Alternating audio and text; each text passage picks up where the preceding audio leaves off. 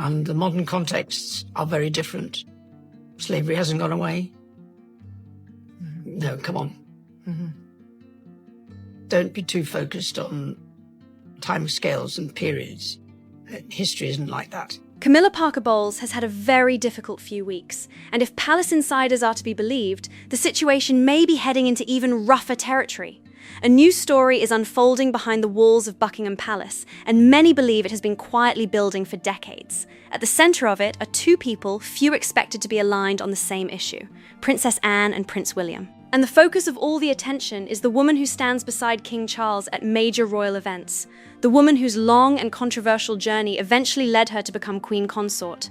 According to sources close to the palace, that position may not be as untouchable as many people assume. It all reportedly began with one specific moment that caught the attention of people inside royal circles. Around 3 weeks before these reports started spreading, a senior palace aide allegedly made a phone call that sources described as highly unusual. The call wasn't to the media, a government official, or one of the typical contacts involved in royal communications. Instead, it was made to a lawyer connected to Princess Anne regarding Camilla. Sources say the conversation lasted less than 10 minutes.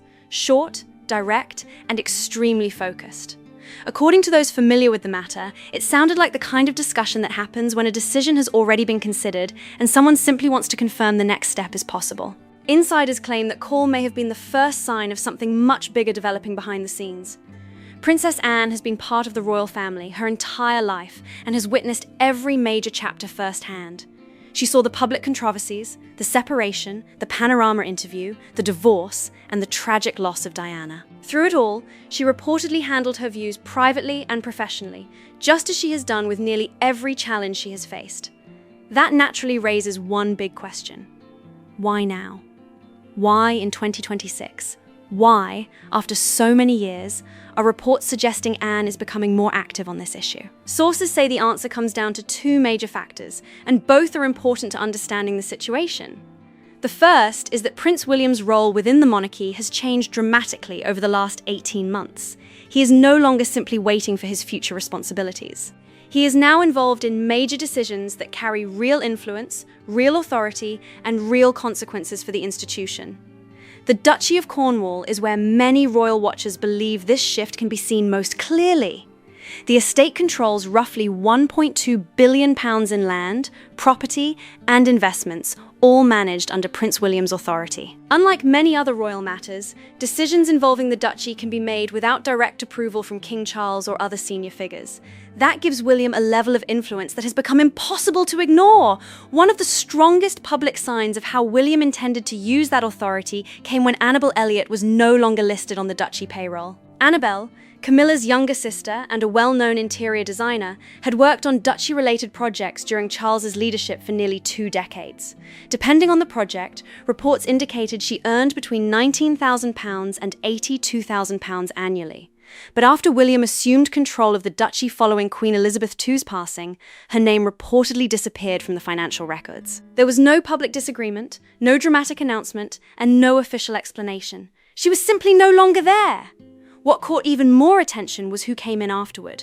Rather than choosing completely neutral appointments, William reportedly brought in trusted figures from his own circle, including longtime friends and people with strong personal ties to him. Royal commentators quickly noticed the change and suggested it was creating major discussion behind palace doors. To many observers, the move delivered a message loud and clear without a single public statement being made. According to sources, Princess Anne saw those developments unfold and fully supported them. Insiders claim the situation helped spark conversations between Anne and William that had been years in the making. Though their reasons were different, sources say both had arrived at a similar conclusion around the same time. They were no longer interested in simply waiting for circumstances to change. The second part of the story centers on Princess Diana. August 31st, 2027 will mark 30 years since Diana's tragic death in Paris. 3 decades have passed since William, then just 15 years old, walked behind his mother's coffin through the streets of London as the world watched. Today, he is a husband, a father of 3, and one of the most influential figures in the monarchy. Throughout his public life, he has never directly spoken about any connection between his feelings regarding Camilla and what his mother experienced. But many observers have long pointed to his actions as speaking for themselves.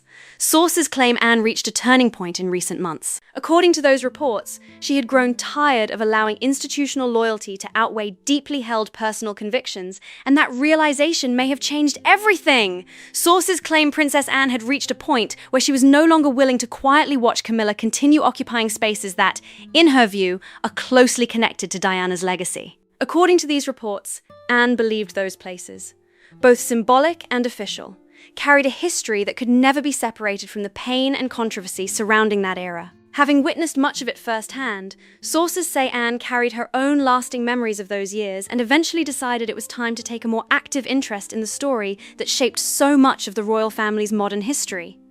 When Anne reportedly began taking a closer look, she had access to something that has fueled intense speculation among royal observers. Inside Windsor Castle is the Royal Archives, a collection that remains closed to the public. No tourists walk through it, no documentary crews are given unrestricted access, and very little of its contents are ever discussed openly. Within those records is a vast collection of letters, diaries, private correspondence, and historical documents that help preserve the royal family's internal history exactly as it was recorded at the time. The collection covers some of the most turbulent periods of the 20th century, including the years when Charles and Diana's marriage was facing enormous public and private strain. Princess Anne is one of the few people with a level of access to those materials that extends beyond what most outsiders could ever see. According to sources, she has spent time reviewing parts of those records, a development that has sparked fresh questions about what details may still remain largely unknown to the public. The key question many royal watchers are asking is simple. What information from the 1980s and 1990s could still carry significance today? After all, much of the major timeline is already well known. The 1992 separation, the widely discussed phone tape controversy, Charles's television interview in 1994, Diana's panorama interview in 1995, the divorce in 1996, and Diana's tragic death in 1997 have all been examined in books, articles, and documentaries for decades. But sources suggest the archives may contain something different from the events already known to the public. According to those reports, the value lies in the details. Private records created in real time that could show how situations were understood internally, who was informed about key developments, how decisions were handled, and how concerns raised during that period were addressed behind palace walls. It is that deeper institutional perspective, sources claim, that continues to attract attention and raise questions even decades later. According to sources familiar with Princess Anne's alleged review of archival materials, the documents paint a picture of institutional failures that may go much deeper than what has ever been publicly documented. Sources claim Anne believes that history should be preserved in its full form and included as part of the complete historical record, rather than being influenced by the preferences of individuals who might prefer certain details remain out of public view. According to these reports, Camilla is among those who would likely find a fully detailed account of that period uncomfortable. The story of Charles and Diana's troubled marriage has been discussed for decades, but sources suggest that a more complete historical record could bring additional context to events that have already been heavily scrutinized. What makes the situation different now, insiders claim, is that the person asking these questions is someone with the access, authority, and determination to examine the issue more closely than most people ever could. Sources describe Anne's alleged position as relatively simple. They claim she believes the historical record from that era should be as complete and accurate as possible without unnecessary omissions or alterations. According to those reports, Anne feels that the way Diana's life and struggles are remembered should be based on the fullest available record rather than on the preferences of any current royal figure. That is reportedly the view she continues to return to, and insiders suggest it could carry consequences that extend far beyond discussions about staff appointments or palace influence. At the same time, Prince William's actions have reportedly added another layer to the story. The Duchy of Cornwall generated roughly £30 million in a single year during 2025 through a vast portfolio that includes tenant farms, holiday properties, the Isles of Scilly, Dartmoor land interests, and commercial investments built up over centuries of royal estate management. Control of those assets rests with William, giving him significant financial authority within the royal structure. Sources suggest he has exercised that authority with careful attention to detail. Insiders claim that every major decision has reflected a clear long-term strategy, one that reinforces his influence over the duchy's future direction. According to some reports, people connected to Camilla's circle are only now beginning to fully recognize just how much leverage and independence William possesses through that role and why those decisions have attracted so much attention behind palace walls. The removal of Annabel Elliot was reportedly only the first step, and sources say the developments that followed were even more noticeable when viewed as part of a larger pattern. According to insiders, the changes extended beyond a single appointment and began affecting access to royal events, invitations, and connections that had previously linked members of Camilla's wider circle to official functions. Sources claim that invitations once routinely extended to certain individuals were quietly reduced or no longer issued. In some cases, appearances where members of the Parker Bowles family were expected to attend were reportedly reorganized without any public explanation. None of these individual decisions generated major headlines on their own, but royal watchers say the cumulative effect became harder to ignore over time. According to observers, the same careful and gradual approach seen in the Annabel Elliot situation appeared to be influencing a broader range of relationships connected to Camilla's side of the family. What has attracted even greater attention, however, is the way William has allegedly directed certain duchy-related resources. Sources describe this as highly deliberate. Over recent years, William has continued supporting causes closely associated with Princess Diana's legacy, including mental health initiatives, homelessness programs, and HIV awareness efforts. These were issues Diana championed during her lifetime, often drawing attention to topics that were considered difficult or uncomfortable for public discussion at the time. Many royal commentators have pointed out that Diana remained committed to those causes despite resistance from some traditional elements within the establishment. Now, with control of an estate valued at approximately £1.2 billion and generating tens of millions in annual revenue, William has the ability to support initiatives that reflect priorities he considers important. Sources suggest that some of those priorities closely align with the humanitarian work for which Diana became known around the world. According to insiders, Princess Anne has privately viewed these developments with approval.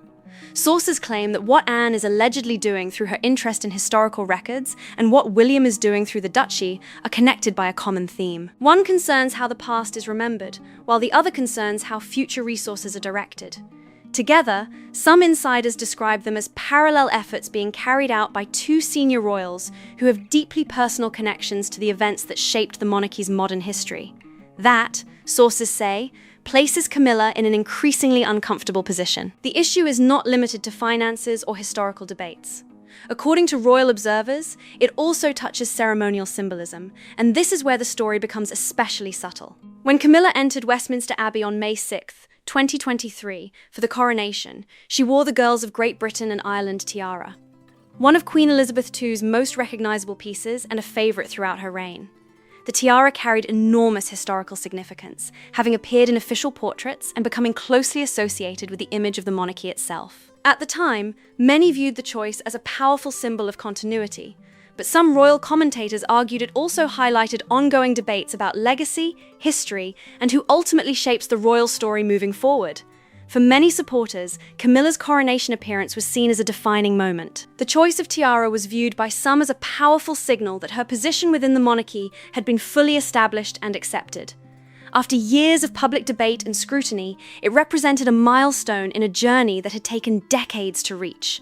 To those backing her, it was a moment of validation and recognition on the biggest possible stage. But according to sources, not everyone inside royal circles interpreted the symbolism in the same way. Some insiders suggest that the event also highlighted how quickly royal symbolism can evolve. The same tiara worn by Camilla is expected one day to be associated with Catherine when she becomes queen consort, when that transition eventually occurs. Royal observers believe it could mark a significant shift in public perception, with attention naturally moving toward the next generation of the monarchy. Sources claim that both Princess Anne and Prince William understand the importance of these symbolic moments. In royal life, symbols are rarely just decorative. Objects, ceremonies, titles, and patronages often carry deeper meaning because they help shape how the institution presents itself to the public. They can influence perceptions of continuity, relevance, and legacy in ways that extend far beyond a single event or appearance. Over the last 2 decades, Camilla has built a substantial portfolio of royal patronages, charitable affiliations, and ceremonial responsibilities that have strengthened her public role.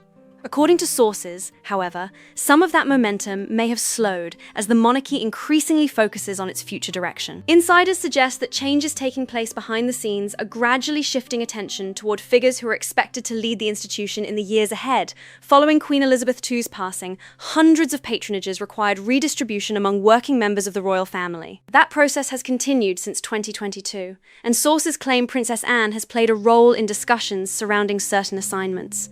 According to those reports, some high-profile patronages that were once considered possible additions to Camilla's portfolio were ultimately directed elsewhere. No dramatic announcement accompanied those decisions, and no public controversy emerged. Instead, sources describe a series of quiet adjustments that reflected broader priorities within the institution. Another major development came in 2025, when King Charles granted Prince William and Catherine the authority to issue royal warrants, a prestigious power that allows selected brands and organizations to receive formal royal recognition. Historically, monarchs have treated that privilege with great care, making the decision particularly significant. Royal commentators noted that extending this authority to William and Catherine sent a clear message about the monarchy's future direction. According to many observers, it demonstrated that an increasing share of the crown's symbolic influence is being positioned around the next generation, placing William and Catherine more firmly at the center of the royal story moving forward. Sources also suggest that decisions being made today about how the reign of King Charles III is documented could play an important role in shaping how future generations remember this era. Official photographs, historical exhibitions, archival projects, and documentary productions all contribute to the long-term record of a reign. According to insiders, Prince William and Princess Anne are among the senior figures whose perspectives may influence how that story is ultimately presented. Royal historians have often noted that history is shaped not only by events themselves, but also by what gets preserved, highlighted, and revisited over time. The visual record of a reign can become one of its most lasting legacies. Who appears at key moments, who receives attention in official materials, and how major figures are portrayed can all influence public understanding for decades to come. Sources claim that these considerations are becoming increasingly important as the monarchy looks toward its future. According to insiders, Camilla's long-term legacy is being shaped during this process. Sources suggest that people involved in preserving and presenting royal history may hold strong views about how certain chapters of the monarchy's recent past should be remembered. As a result, discussions about legacy are reportedly becoming just as important as discussions about current responsibilities and public appearances. Sources describe Camilla's private reaction, if the reports are accurate, as one of growing concern. Rather than facing a single dramatic confrontation, insiders claim she is dealing with a series of small developments that, taken together, carry much greater significance. Each decision may appear minor in isolation, but when viewed collectively, sources suggest they create a picture that is becoming increasingly difficult to ignore. Then there is her personal situation, which has generated its own wave of speculation. Camilla's sale of Ray Mill House attracted attention because of the property's long connection to her personal life. There was no major media campaign surrounding the sale, no carefully staged announcement, and no extensive public explanation. The property simply entered the market and eventually left her portfolio. For years, Ray Mill House was known as a place of personal importance to Camilla. It was a residence she owned before marrying Charles and one she had publicly described as a peaceful retreat. Sources suggest that letting go of a property with such personal significance may indicate a shift in priorities, though no official reason has been given. Royal watchers quickly took notice because homes with that kind of emotional value are often viewed as more than just real estate. At present, Camilla has access to several royal residences, including Buckingham Palace, Clarence House, Sandringham, and Balmoral, as part of her role as Queen Consort.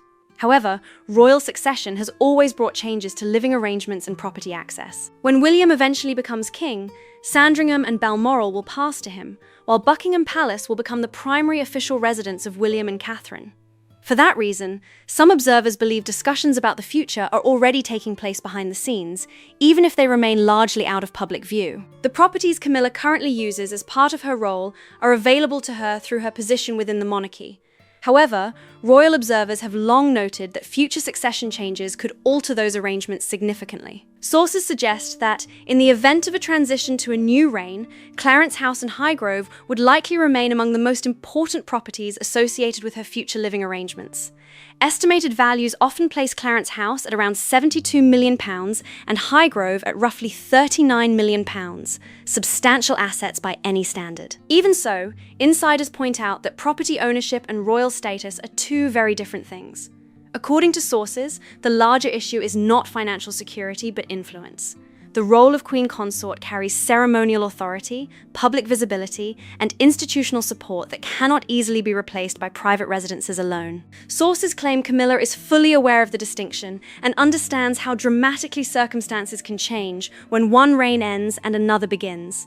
The family dimension reportedly adds even more complexity to the situation. Sources note that Annabel Elliott's departure from duchy-related work attracted attention, while other reports have suggested that access to certain royal events and circles connected to the Parker Bowles family has become more limited over time. According to insiders, Camilla spent years building relationships and connections within the institution, not only for herself but also for members of her family.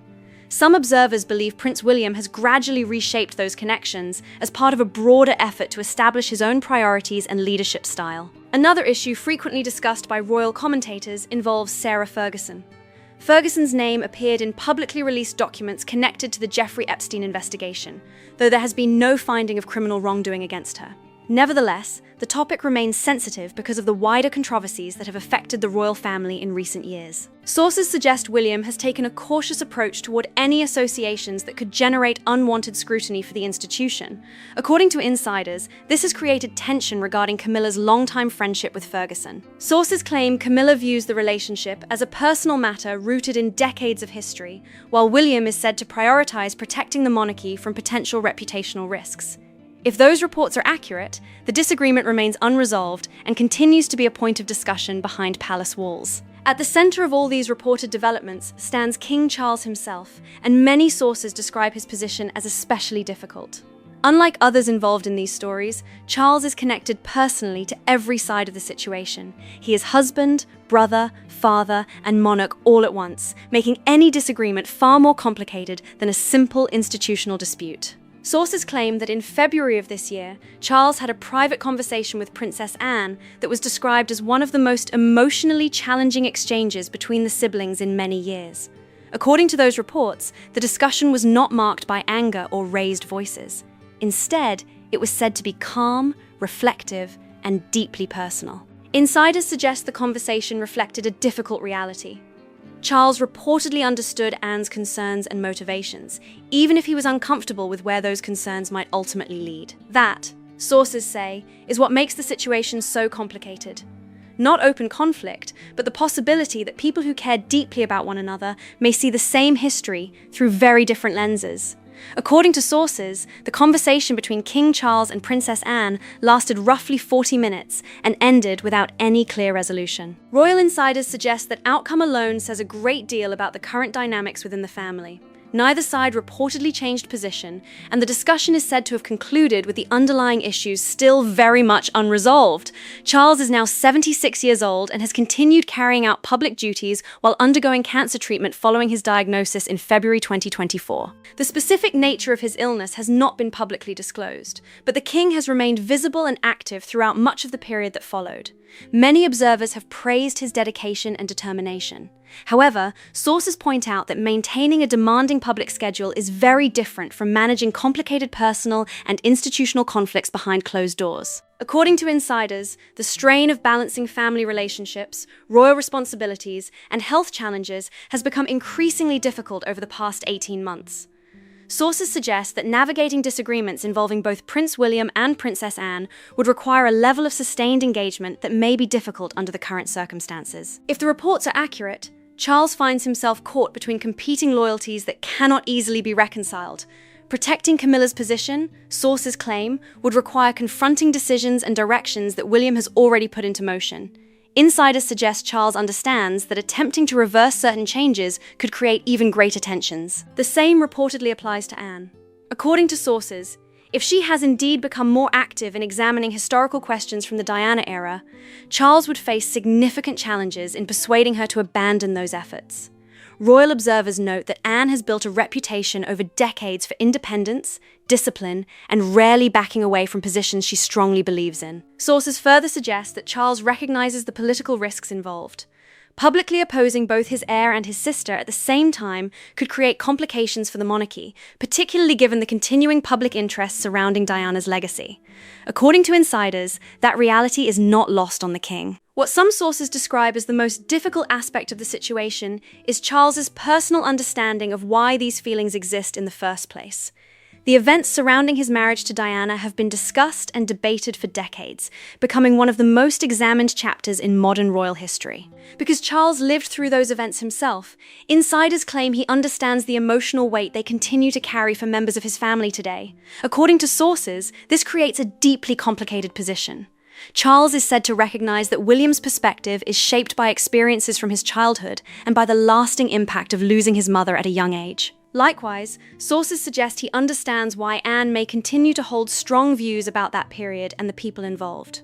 Whether or not he agrees with every conclusion, insiders claim he appreciates the reasons those feelings remain so powerful.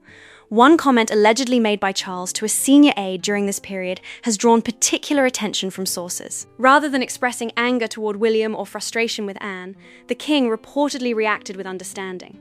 According to insiders, that response revealed something important. Despite the tensions surrounding these issues, Charles may recognize that the motivations driving both William and Anne come from deeply held beliefs that have been decades in the making. According to sources, the situation has created an unusual reality for King Charles. They suggest he understands that many of the concerns being raised by William and Anne are rooted in events from the past that he himself was directly involved in. If that assessment is accurate, it places him in a difficult position. One where defending his wife may require addressing emotions and grievances that have existed within the family for decades. So what does all of this ultimately add up to?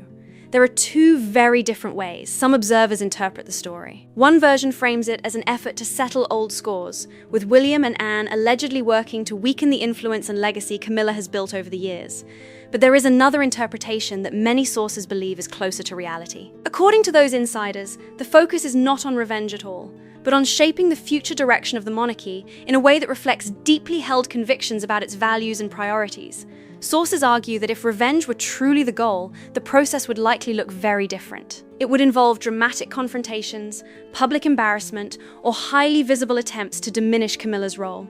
Instead, insiders describe something far more gradual and strategic. They claim the changes taking place are designed to influence how the institution evolves over the long term rather than to create a single explosive moment. To understand that perspective, many commentators point to Princess Diana's public work and lasting legacy. Beyond the global fame and public fascination, Diana became known for supporting causes that were often considered uncomfortable or unconventional for senior royals at the time. She met with people living with HIV/AIDS when fear and misunderstanding surrounded the issue. She drew attention to landmine victims in conflict zones. She spent time with vulnerable communities, including people experiencing homelessness, and approached those interactions with a level of personal engagement that stood out dramatically from traditional royal expectations. Supporters of Diana have long argued that many of the issues she championed eventually gained broader acceptance, even if they were controversial when she first embraced them. According to sources, William has never forgotten that history. They suggest that his understanding of those events comes not from books or documentaries, but from personal experience as someone who watched them unfold firsthand. As a result, insiders claim William's efforts to modernize aspects of the monarchy are driven by more than administrative reform. Sources suggest he sees value in promoting qualities that Diana was known for: openness, empathy, public engagement, and a stronger connection with ordinary people. According to those reports, many of the priorities associated with William's vision for the future monarchy reflect principles that Diana championed years ago. If true, that would mean the changes being discussed are not simply about individual personalities, but about defining what the institution should represent for generations to come. Princess Anne's contribution runs on a parallel track: decades of steady, disciplined, and genuinely impactful public service that many royal observers see as the opposite of performative royalty. Supporters often point to her long record of work as evidence that dedication and consistency can leave a lasting mark without constant publicity. In many ways, some commentators argue that it reflects values Diana also championed throughout her life. And according to sources, this may be the reality Camilla is slowly coming to recognize. She achieved what many once believed was impossible. She married Charles. She received the title. She stood beside him at the coronation and took her place at the center of royal life. By those measures, she won battles that once seemed unwinnable. But sources suggest the larger story was never simply about Charles. It was about Diana's legacy, the lasting impact of what she represented, and whether the institution she challenged would eventually evolve in ways that reflected the values she fought to bring into public view. According to insiders, that is where William and Anne's alleged efforts intersect. They are not focused on revisiting the past for the sake of old conflicts. Instead, sources claim they are helping shape what the monarchy becomes next. As many royal watchers see it, legacies operate differently than titles, positions, or ceremonial roles. They cannot be negotiated away, replaced, or easily rewritten. According to sources, William's perspective has been shaped by decades of reflection on his mother's life, her public work, and the impact her loss had on him personally. Whether one agrees with that interpretation or not, insiders suggest it remains a powerful force behind many of the changes now being discussed. Diana never had the opportunity to see what the future monarchy might become. Her story ended tragically, leaving behind 2 young sons and a legacy that continues to spark debate nearly 3 decades later. Yet sources suggest something significant may be unfolding behind palace walls today, a long-term effort by William and Anne to shape the institution's future in ways they believe honor that legacy. According to insiders, that possibility carries far greater significance than any property dispute, staffing decision, patronage shift, or symbolic royal gesture. In the end, sources say the real question is not who won the battles of the past, but whose legacy will define the future of the monarchy. If you enjoyed this video, make sure to like, subscribe, and share your thoughts in the comments below. Do you think William and Anne are reshaping the monarchy's future, or is this story being overblown? Let us know what you think.